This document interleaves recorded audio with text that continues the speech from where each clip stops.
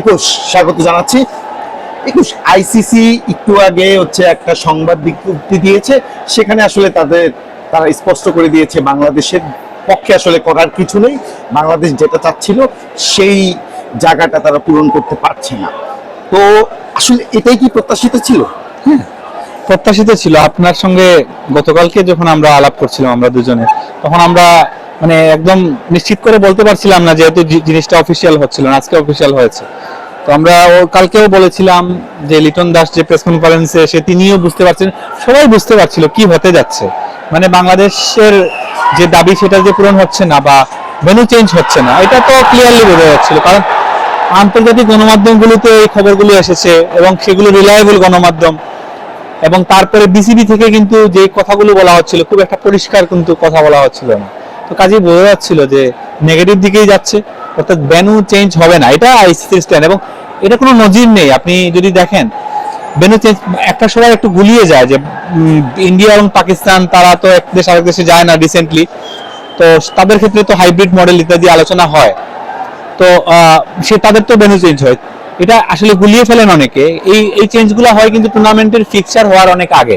আচ্ছা, মানে এটা ঠিক হওয়ার পরে ফিক্সচার হয়। আপনি চ্যাম্পিয়ন্স ট্রফি দেখেন বা এশিয়া কাপ দেখেন, এগুলাতে কিন্তু এই ডিবেটগুলো আলাদা শেষ হয়ে গেছে এবং তারা একটা সমঝোতায় পৌঁছেছে যে ইন্ডিয়া এবং পাকিস্তান কোনো টুর্নামেন্ট হোস্ট করলে পাকিস্তান এবং ইন্ডিয়া অন্য ভেন্যুতে খেলবে। ঠিক আছে, তো এটা তাদের জন্য আগে থেকেই ঠিক করা। এটা ঠিক করার পরে কিন্তু ভেন্যু ফিক্সচার হয়। তো বাংলাদেশের ব্যাপারটা হয়েছে কি, ফিক্সচার হওয়ার অনেক দিন, প্রায় বেশ 2 সপ্তাহের উপরে বা 3 সপ্তাহ মতন পরে কিন্তু বাংলাদেশের এই ইস্যুটা এসেছে এবং বাংলাদেশ মানে একদম সরাসরি প্রথম আলাপেই বলেছে যে আমরা ভারতে গিয়ে বিশ্বকাপ খেলবো না। এটাই ছিল বিসিবির প্রথম বাক্য, যে তারা হচ্ছে কোনো অপশনই দেয় না, আইসিসি কে কোনো ডিসকাশনের জায়গায় ছিল না। সেটা তো ইস্যু করেছে, তারপরে এটা তো আসলে হওয়ারই ছিল। আলটিমেটলি আরেকটা ইস্যু হচ্ছে, ওরা আসলে স্পষ্টভাবে বলে নাই, কিন্তু ওদের কথায় বোঝা গেছে আসলে ওরা মুস্তাফিজ ইস্যু নিয়ে বাংলাদেশ খুব স্ট্যান্ড ছিল। মুস্তাফিজ ইস্যুর বাইরে তারা আসলে নিরাপত্তার টু দা পয়েন্টে আসলে স্ট্যান্ড দাঁড় করাতে পারেনি। এটাও কি একটা মৌলিক কারণ যে আসলে এখানে আমি জাস্ট মানে কয়েকটা লাইন পড়ে শোনাই যে আইসিসি যে প্রেস রিলিজ দিয়েছে তার মুখপাত্র যেটা বলেছেন যে বাংলাদেশের সঙ্গে প্রথমে তিনি বলেছেন যে গঠনমূলক সংলাপে তারা নিয়োজিত ছিলেন, উদ্দেশ্য ছিল বাংলাদেশকে বিশ্বকাপে অংশগ্রহণ নিশ্চিত করা। তাদের প্রথম উদ্দেশ্য ছিল বাংলাদেশের যাতে বিশ্বকাপ খেলতে পারে, এটা আইসিসির ফার্স্ট প্রায়োরিটি ছিল। তারা এই জন্য তারা নিরাপত্তা মূল্যায়ন, বিস্তারিত ভেন্যু নিরাপত্তা পরিকল্পনা, আয়োজক কর্তৃপক্ষের কাছ থেকে সবকিছু আশ্বাস, যাবতীয় প্রত্যেকটা ভেন্যুর যে নিরাপত্তা এবং ওই সংশ্লিষ্ট কারা কাজ করবেন তাদের সবকিছু বিসিবিকে আলোচনা করেছে। বিসিবির সঙ্গে আলোচনা করার পর এবং যাচাই করেছে, নিজেরা স্বাধীন একটা দল দিয়ে যাচাই করেছে, দিয়ে তারা দেখেছে যে কোনো হুমকি নেই। তারপরে তারা বলেছে যে এই প্রচেষ্টা সত্ত্বেও বিসিবি তাদের অবস্থানে অনড় ছিল। তারা বারবার টুর্নামেন্টে তাদের অংশগ্রহণকে একটি বিচ্ছিন্ন এবং সম্পর্কহীন ঘটনার সঙ্গে যুক্ত করেছে, যা তাদের একজন খেলোয়াড়ের ঘরোয়া লিগে অংশগ্রহণের সঙ্গে সংশ্লিষ্ট। এই লিঙ্কেজের সঙ্গে টুর্নামেন্টের নিরাপত্তা কাঠামো বা আইসিসি পুরুষ টি20 বিশ্বকাপের অংশগ্রহণের শর্তাবলীর কোনো সম্পর্ক নেই।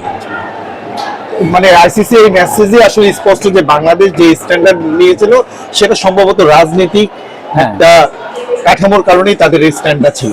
কিন্তু আমরা মানে এই সংবাদ বিজ্ঞপ্তির পরে আসলে বিসিবির সঙ্গে যোগাযোগ করার নানা পর্যায়ে চেষ্টা করেছি, কিন্তু বিসিবির কাছ থেকে আমরা আসলে ওই ধরনের আউটপুট পাইনি। আপনার কোনো রেসপন্স পাওয়া যাচ্ছে না। তো এই ব্যাপারে আপনার কাছে কোনো আপডেট আছে বা আপনার কি মনে হয় কেন বিসিবি আসলে চুপ? আসলে এটাই আমাদেরও প্রশ্ন, কারণ প্রথমে খবরটা ছিল ক্রিকইনফো আজকে মানে ক্রিকেট ওয়েবসাইট ক্রিকইনফো, তারা বিশ্বের সবচেয়ে বড় ক্রিকেট ওয়েবসাইট, তারা লাইভ করছিল। ইভেন তাদের দেখা দেখি বাংলাদেশের অন্য কোনো মাধ্যমেও আমি লাইভ করতে দেখেছি, তারা লাইভ একটা স্ট্রিম করছিল। কিছুক্ষণ পর পরেই সভা শুরু হলো, সবাই কি হলো, তো তাদের সবাই যখন ভোটাভুটি হয়েছে, মানে আইসিসির বোর্ড আজকে টেস্ট প্লেইং 12টা কান্ট্রি এবং আরো 3টা কান্ট্রি বোধহয় ছিল, 15 সদস্যের একটা ভোটাভুটি হয়েছে। সেখানে বাংলাদেশের পক্ষে আসলে বোধহয় একটা ভোট পড়েছে, আর সবগুলো ভোটই হচ্ছে বাংলাদেশের বিপক্ষে গিয়েছে। এবং সেখানে সিদ্ধান্ত হয়েছে যে ভেন্যু চেঞ্জ হচ্ছে না এবং বাংলাদেশ না গেলে রিপ্লেসমেন্ট হিসেবে অন্য কোনো দলকে নেওয়া হবে। তো এই খবরটার পরে আমরা বিসিবির সঙ্গে যোগাযোগের চেষ্টা করেছি। স্বাভাবিকভাবে হয়তো তখন অফিসিয়াল যেহেতু আইসি রিলিজ দেয়নি, তারা হয়তো নীরব থাকতে পারে, তাদের একটা স্ট্যান্ড নিতে পারে। কিন্তু আইসিসি যখন প্রেস রিলিজ দিল এবং তখন কিন্তু কয়েকজন পরিচালক ক্রিকইনফোর সংবাদ দেখে যখন তাদের সঙ্গে যোগাযোগ করা হলো, যারা ফোন পিক করছিলেন তারা বলেছেন যে আমরা জানি না। আচ্ছা, হ্যাঁ, তারা জানেন না। তারপরে যখন আইসিসি যখন প্রেস রিলিজ দিল সেটারও বোধহয় অনেকক্ষণ হয়ে গেছে, এখন এই মুহূর্তে আমরা 8টা বাজছে আমরা যখন কথা বলছি, তার বোধহয় 2 ঘন্টা হয়ে গেছে, বোধহয় 1 ঘন্টা তো হবেই, 1 ঘন্টা হয়ে গেছে আইসিসি প্রেস রিলিজ দিয়েছে। তো সেই প্রেস রিলিজের পরে এখনো পর্যন্ত বিসিবি কিন্তু কোনো স্টেটমেন্ট দেয়নি। বিসিবির সঙ্গে যারা সংশ্লিষ্ট তারা তাদের সঙ্গে যোগাযোগের, শুধু আমি না বা আপনি না, আরো সাংবাদিকরা যোগাযোগ করার চেষ্টা করছেন, রেসপন্স আসছে না, সেটাই আসলে দুঃখজনক। 21 একটা মানে মিস্টেরিয়াস লাগছে আমার কাছে যে এতগুলা ক্রিকেট খেলুড়ি দেশ, সবার সাথে বাংলাদেশের ক্রিকেট কূটনীতির সম্পর্ক বেশ আমরা শুনি যে বেশ ভালো, কিন্তু আপনার কাছে কিন্তু অবাক লেগেছে যে মাত্র 2টো ভোট পেয়েছে, তার মধ্যে একটা ভোট আবার বাংলাদেশ নিজের, মানে এটা কি আপনার কাছে একটু অবাক লেগেছে কিনা? এটা দুঃখজনক, মানে এটা অবাক লাগেনি, কারণ এটাই হওয়ার কথা। ধরেন আপনি এটা দুইটা দিক দেখতে পারেন, একটা হচ্ছে যে আইসিসি যখন কোনো বিষয়ে কারো বোর্ড মেম্বারদের কাছে ভোট চায়, তখন হচ্ছে যে তারা প্রথমে যে কি বিষয়ে ভোট চাইছে সেটা তারা তো পুরো আউটলাইনটা তারা বলে যে আমরা অমুকে আমরা বিশ্বকাপ সূচি করে ফেলেছি, ইয়ে করে ফেলেছি। তার বেশ কয়েকদিন পরে এই সদস্য আমাদের তিনি এসে বলেছেন তার ভেন্যু চেঞ্জ করতে হবে, তার যুক্তিটা হচ্ছে এই, এবং তার যুক্তির বিপক্ষে আমরা একটা কমিটি গঠন করেছি, তারা খতিয়ে দেখেছি ভিডিওটা, তারা তার যুক্তির পক্ষে কোনো ইয়ে চায়নি, এখন আপনারা বলেন আপনারা কি বলবেন। তো এটা যখন বলে তখন বেশিরভাগ ভোট কিন্তু বিপক্ষে যাওয়ারই কথা, তখন একটা বিষয়, একটা দিক। আরেকটা দিক হচ্ছে এখানে হচ্ছে ভারত এবং আইসিসি ক্রিকেট কূটনীতিক যে ক্রিকেট যে কূটনৈতিক সম্পর্ক, সেখানে তো বাংলাদেশের পেরে ওঠার কথা না।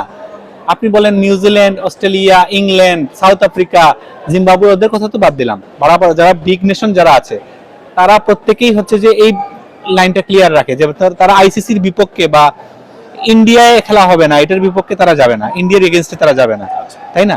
কারণ স্বাভাবিকভাবেই এটা হচ্ছে ক্রিকেটটা রুল করে কারা, মানি কোন জায়গা থেকে আসে, স্পন্সরের ইস্যু আছে, এবং এই প্রত্যেকটা দেশই আসলে ইন্ডিয়া কোনো দেশে ট্যুর করলে তারা হচ্ছে যে মানে তারা সেটা তাকিয়ে থাকে সবাই, সেটার একটা বিষয় আছে। তারপরও ধরেন সুযোগ ছিল যদি দাবিটাও আসলে আরো জোরালো হতো, আর ওই প্রসেস মেনটেনটা হতো, তাহলে হয়তো মানে একটা সম্ভাবনা ছিল, কিন্তু ওটার কোনো মানে আমি কোনো আশা দেখি না, এটা আসলে হওয়ারই ছিল আর কি। এখন যে পর্যায়ে আছে আমরা তো আসলে বোর্ডের সাথে যোগাযোগ করতে পারতেছি না, বাট আমাদের যে ক্রিয়া উপদেষ্টা আছেন তিনি কিন্তু গতকাল স্পষ্ট ভাষায় বলে দিয়েছেন আমরা গতকাল ইন্ডিয়া যাবে না বলেছেন, বারবারই তাদের সিদ্ধান্তে অনড়। তো আজকে তার পক্ষ থেকে আসলে আমরা জানতে পারিনি, তো শেষ পর্যন্ত কি বাংলাদেশ বিশ্বকাপটা খেলতে পারছেন না? তাই তো মনে হচ্ছে, কারণ আইসিসি যদিও আমরা আইসিসির প্রেস রিলিজের সময়ের কোনো 24 ঘন্টা সময় দিয়েছে এরকম কিছু লেখা নেই, কিন্তু আমরা ক্রিকইনফোর নিউজে আমরা একটা লাইন দেখেছি যে বিসিবি কে আইসিসি 24 ঘন্টা সময় দিয়েছে যে তারা ভারতে গিয়ে বিশ্বকাপ খেলবে কিনা 24 ঘন্টার মধ্যে জানাতে হবে, যদি তারা না জানায় তাহলে রিপ্লেসমেন্ট হিসেবে অন্য কোনো দলকে নিয়ে নেবে। তো এই 24 ঘন্টার মধ্যে আসলে বিসিবির অবস্থান কি পরিবর্তন হয়ে যাবে, মানে দিন রাত হয়ে যাবে, আমরা তো স্পষ্ট বুঝতে পারছি আসলে আমরা বলটা তো আসলে বিসিবির কোর্টেও নেই, এখন হচ্ছে যে বিসিবির কোর্টে নেই, রাজনৈতিক কোর্টে আছে। এখন গত কয়েকদিন ধরে বিসিবির পক্ষ থেকে যারা বলেছেন বা বাংলাদেশ সরকারের পক্ষ থেকেও যারা কথা বলেছেন তারা প্রত্যেকেই বলেছেন, ক্রীড়া উপদেষ্টার কথা বললেন, একটাই কথা বলেছেন যে তারা ভারতে গিয়ে বিশ্বকাপ খেলবেন না, এই অবস্থানে তারা অনড় এবং তাদের সেই অবস্থান চেঞ্জ হবে না, তারা বারবার বলেছেন। তো কাজেই তাদের অবস্থান চেঞ্জ হবে না এটাই আমরা ধরে নিতে পারি। যদি তাদের অবস্থান চেঞ্জ হয়, কালকে সকালে যদি দেখেন যে তাদের অবস্থান চেঞ্জ হচ্ছে, সেটা তো হচ্ছে বিগ নিউজ, মানে একদম তাদের অবস্থান থেকে ইউ টার্ন করে আসার মতন। তারা সেটা কি করবেন? আমার কাছে তো মনে হয় না, এবং সেটা যদি তারা না করেন তাহলে তো বিশ্বকাপ খেলা হচ্ছে না। তো 21 একদম লাস্ট প্রশ্ন, ধরেন মিরাকল ঘটলো, বাংলাদেশ তাদের রিজাল্টটা রিভার্স করলো, এইটার আউটকামটা মানে সাধারণ দর্শকরা কিন্তু কোনোভাবেই চায় না ভারতে খেলাও, এইটার যে এইটার প্রভাবটা কি এটা আসলে মানে এটা আসলে মানে এই যে বললেন যে সাধারণ দর্শক আসলে কারা, এটা কিন্তু একটা ন্যারেটিভ তৈরি করা হয়। আমরা সোশ্যাল মিডিয়া দিয়ে জাজ করি যে একটা সংঘবদ্ধ গ্রুপ কোনো একটা ক্যাম্পেইনে অংশ নিয়ে একরকম ভাবে বলছে বলেই আমরা মনে করছি যে এটা একটা পাবলিক ভয়েস, কিন্তু দেশের সাধারণ মানুষকে এগুলা নিয়ে ভাবিত কিনা সেটা কিন্তু আমরা আসলে জানি না, আমি এটা বলি। কিন্তু এবং এদের কিন্তু ধরেন কোনো একটা ইস্যুতে 5জন এক জায়গায় গেছে, আরো 3 জন ওই দিকে চলে গেছে, তারা বুঝেও নাই ভালো করে, আবার কিছুক্ষণ পর কিন্তু এটা চেঞ্জ হয়ে যায়। সো এটা কিন্তু মানে সাধারণ দর্শকরাই প্রচন্ড রিয়েক্ট করে ফেলবে, আমার কাছে সেটা মনেও হয় না। মানে আমি দেশের বেশিরভাগ মানুষকে তাদের জীবনযাপনের সমস্যাগুলো নিয়ে ভাবিত দেখি, অন্য কিছু নিয়ে না। কাজেই বাংলাদেশ যদি বিশ্বকাপ খেলতে যায়, আরেকটা সমর্থকও কিন্তু গোষ্ঠী আছে যারা নীরবে মবের ভয়ে কিছু বলছে না, কিন্তু তারা বিশ্বকাপকে বাংলাদেশকে খেলতে দেখতে চায়, যে কোনো জায়গায় তারা খেলতেই দেখতে চায়, খেলাটার প্রেমী তারা খুশি হবে।